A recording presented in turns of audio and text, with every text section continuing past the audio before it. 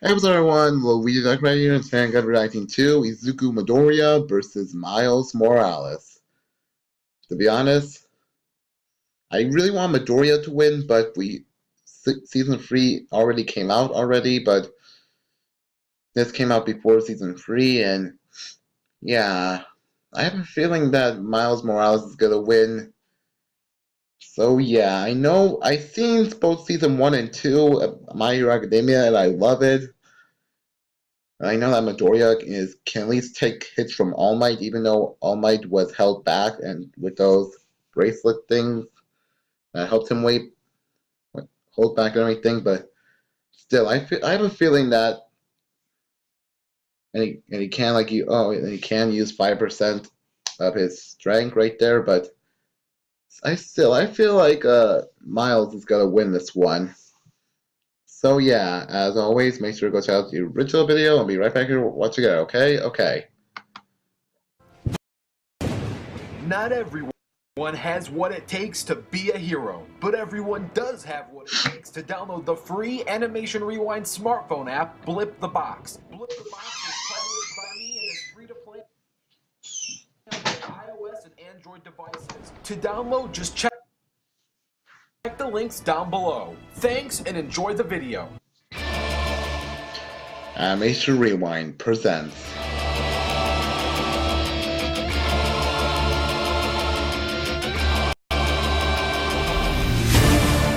a place where all debates are settled, where two fighters will enter, and only one can be victorious. Rewind Rumble!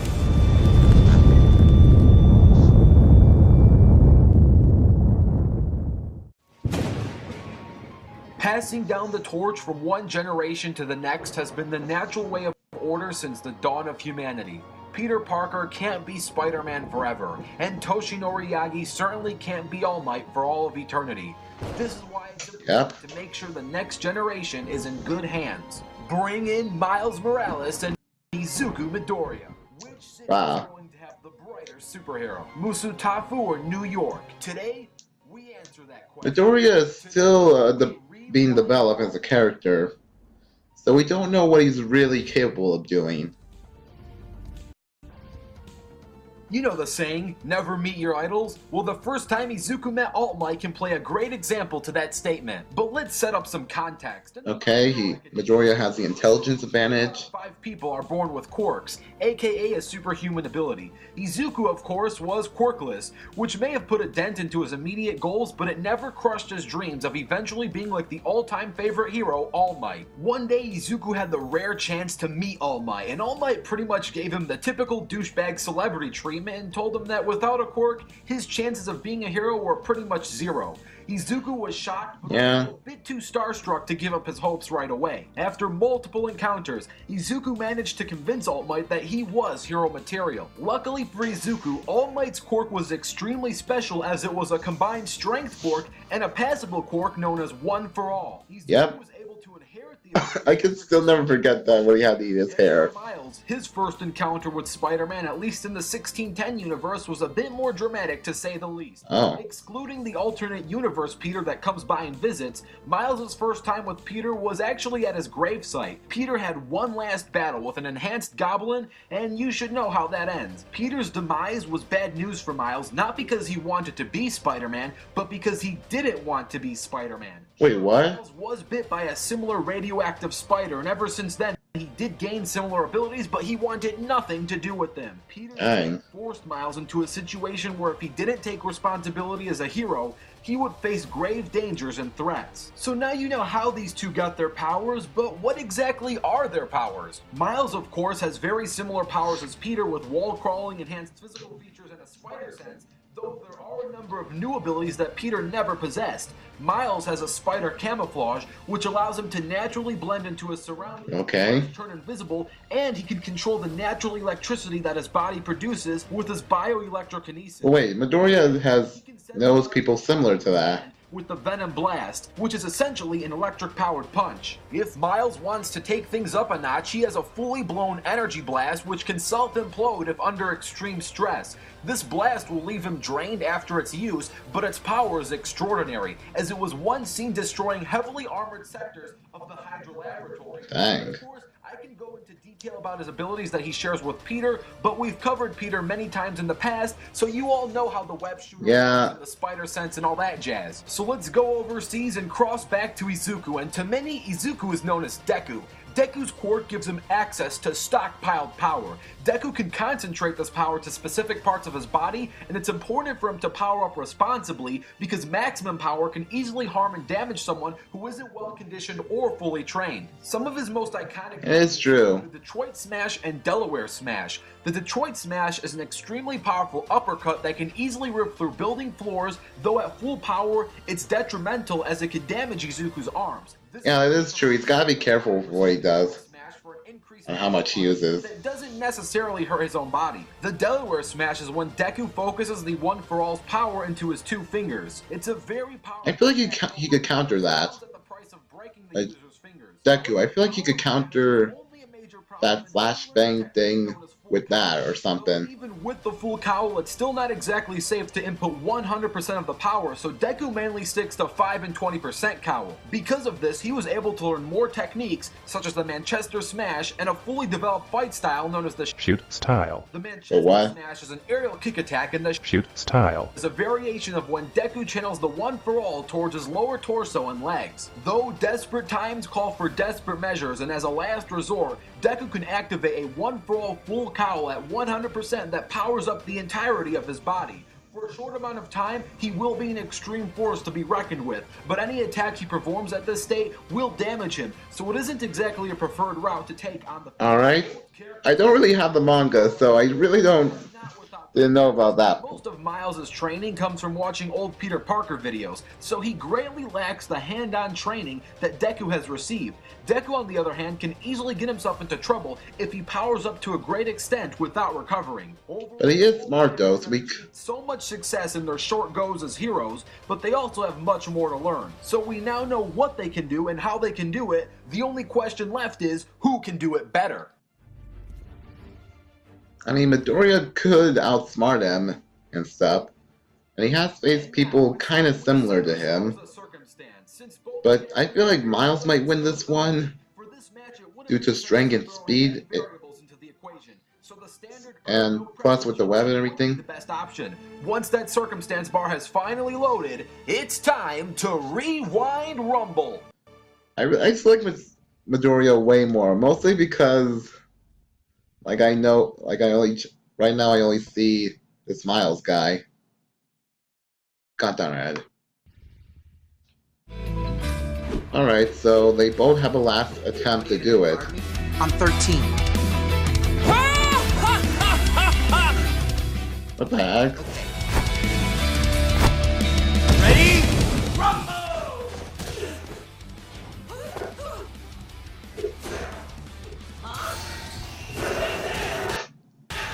Dang, okay, I thought he was gonna dodge that for a second.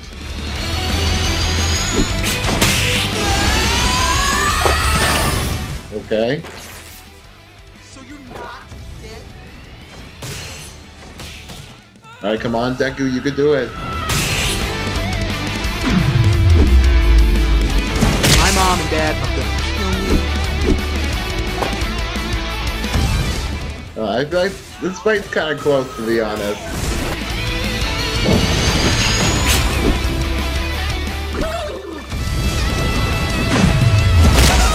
Dang. Makes total sense. Oh, he's tapping into that.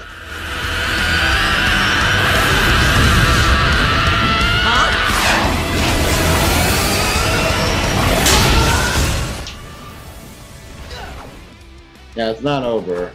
Oh wait, no, I don't think it's over. Is it?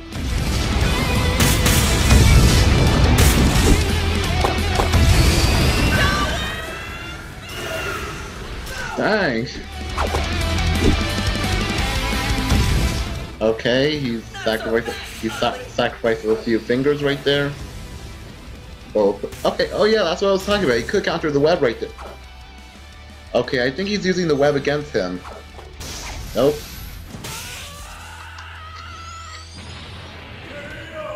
Oh. Dang. Or Midoriya. I hope you enjoyed that animation, and if you did, special thanks to Team Animation Rewind's Discovery. Also, stay tuned at the end of this video after we announce who's fighting next. There is going to be a bonus animation by Jeff Medley. Don't forget to download the latest Animation Rewind app, Blip the Box, and stay tuned for the post-analysis. Alright. Our winner is Miles Morales, and it shouldn't be too hard to figure out why. Miles is easily statistically superior to Deku in many ways, starting with speed. Miles humiliates Izuku in his base form. Base Izuku is really only peak athletic human, and when he uses his quirk upgrades, his best travel speed feat would be when he jumped roughly 100 feet in a half a second, about 10 stories high. This puts him at roughly 136 miles per hour, which is fast. Dang. I've seen Miles go much faster. Miles was fast enough to tag an airborne Stark suit, which at bare minimum puts him roughly at 200 miles per hour. As for reaction speed, thanks to Miles' spider sense, he easily ranks at massively hypersonic, being able to react to actions under microseconds, can dodge automatic bullet fire, point-blank web shots, and attacks from Peter himself. The best reaction speed feat for Deku would have him being on par with a subsonic pistol bullet block. Since it was a pistol, not a rifle, the bullet wouldn't be traveling as fast, but it is still pretty impressive in its own right. As for strength, this is another category where Miles has a considerate edge in. He was seen lifting a moving truck, and if this truck was empty, it can weigh roughly 10,000 pounds. If it was full of furniture or products, that 10,000 can easily push close to 15,000. Dang. As for striking strength, I mean, I guess I can see why he wins. Ultimate Green Goblin Bleed. This is the same goblin who killed Peter. At most, this is a city level feat, but I don't want to rank it that high as it was only blood and not a KO, so it is safe to rank this as a small town class feat. For Deku, his best lifting feat comes from lifting All Might, who weighs roughly 562 pounds, but thanks to his extraordinary leaping ability, his squatting strength is much more impressive. Many athletes condition themselves with squatting to help their leg muscles for aerial. Alright. If we use LeBron James as an example, who is one of the most well-conditioned athletes on the planet, he has a 40-inch vertical jump thanks to 300-pound squats that he does constantly. If Deku has a 100-foot/1200-inch vertical, using a direct scale would mean he could squat 9,000 pounds, but I'm going to slice that by 45% since Deku is much lighter than LeBron. This would mean since Deku has enough strength to jump 100 feet, this should translate to roughly 5,000 pounds of squatting. Deku's best striking strength feat is roughly multi-city block level, as with one strike, he was able to cause considerable damage to a mech, and the blow resulted in the collapse of multiple skyscrapers. One could argue that this was a chain reaction, but I'm not gonna go there. Let's give the poor guy some stats. As for power and durability, this is yet another safe advantage for Miles. Being on par with Peter, holding down this marble, and taking on the goblin. Miles should Makes sense. on par with city level power. His durability should also be on par, though I don't know. I mean, the only advantage Midoriya has right there is experience. Developed. Izuku is quite tricky because his best power comes at the price of durability, and his best durability comes at the price of power. So it's really tough at this point in training to showcase max durability and max power at the same time and then compare them to Miles' maxes. Because realistically, you'll never see the two maxes be matched together for Izuku. It's either one or the other. But being able to tank multiple large explosions from Bakugo and being able to take a beating from an held back All Might, it should be safe to say that Deku has large building level durability. And his best power output is up for grabs. His 100% full power might be larger than Multi-City Block for an unrealistically short amount of time before it does self-harm, so in a realistic battle sense, I'm going to have to bring up that mech destruction feat as a higher end scale. And even if we go higher, it's hard to see anything be above small town level at this point in time, which yet again... I mean, we haven't seen like Season 3 Midoriya yet, so maybe... For starters, And to be honest, I heard a few new things. Being a hero, he's taken notes all his life and actually received hands-on training on a consistent basis. Most of Miles' intel comes from old Peter Parker videos, and during the majority of his life, he rejected the notion of wanting to be a hero, so this is the one category where Deku can try to take an advantage of, which will make the fight interesting. Some X factors to consider are Miles' ability to turn invisible and his range attacks. Miles can very easily use his invisibility to land an ambush-styled attack on Deku, and since Deku is mainly an up-close melee fighter, Miles can always keep a safe distance and barrage Deku with an assault of web blasting before things go close. Overall, that's true. That Deku is a smarter and more skilled fighter, Miles is statistically superior in nearly every way. And I mean, we still haven't seen what he could do in Season 3. The more dangerous the battle becomes for him. It's important to know that this isn't exactly a stomp for Miles. Deku will be a challenge, but eventually the battle will play into Miles' favor, making the winner of this Rumble, Miles Morales. Though it shouldn't go without saying that both characters are still young and developing,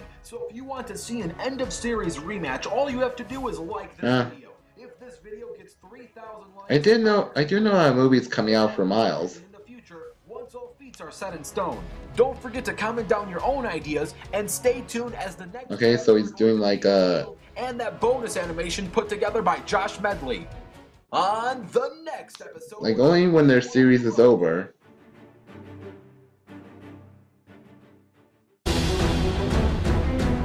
Oh yeah, it already came out, the next Rewind Rumble.